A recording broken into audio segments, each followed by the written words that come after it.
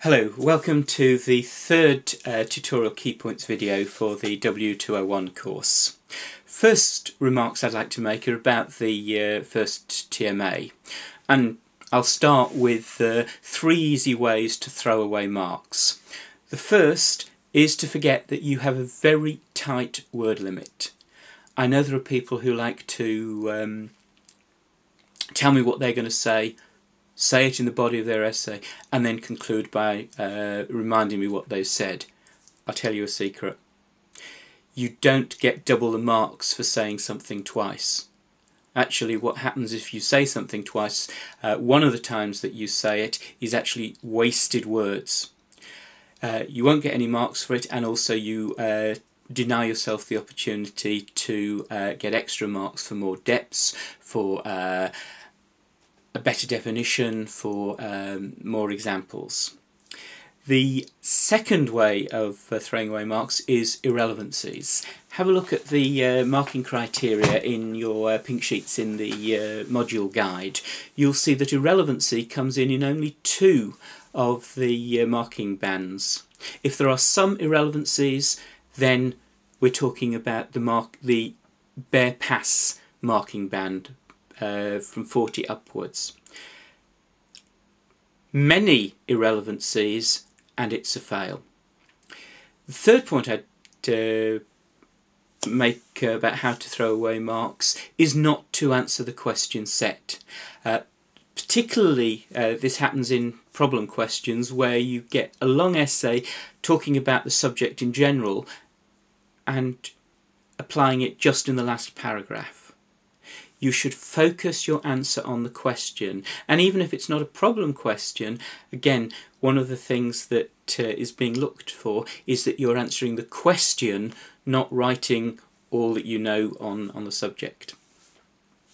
On to the TMA itself. First question about conventions.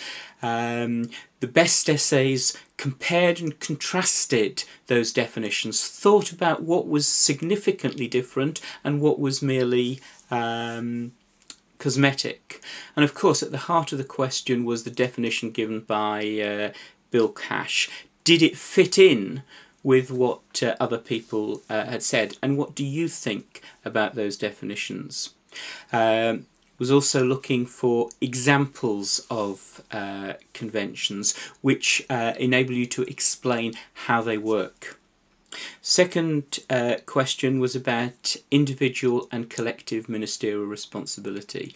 They're connected ideas, but they are separate ideas, so do make sure that you are entirely happy with what individual responsibility means and what collective responsibility means, and for revision purposes, make sure that you can give some modern examples to, again, illustrate and explain those definitions.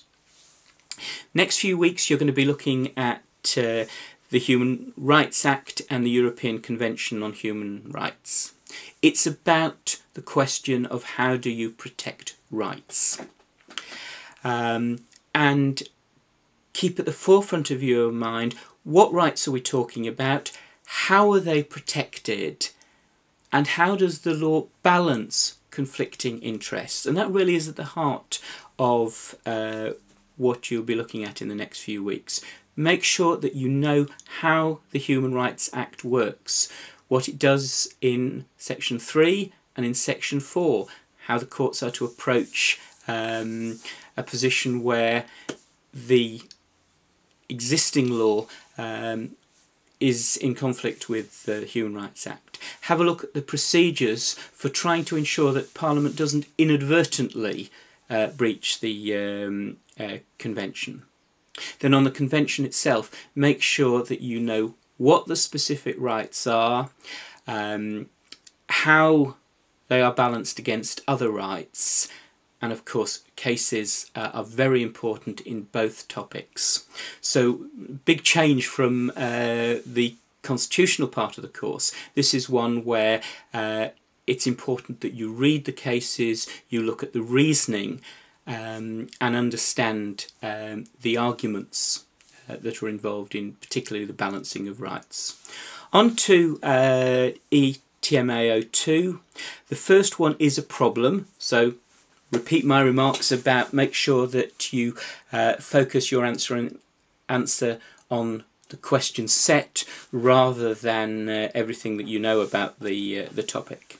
Question 2 in particular is about balancing rights, and I'd expect to be seeing a lot of cases used and a lot of arguments and weighing up of what some of the academics have said on the issue. Well, I look forward to receiving your TMA and to speaking to you in the next tutorial key points video. Thank you.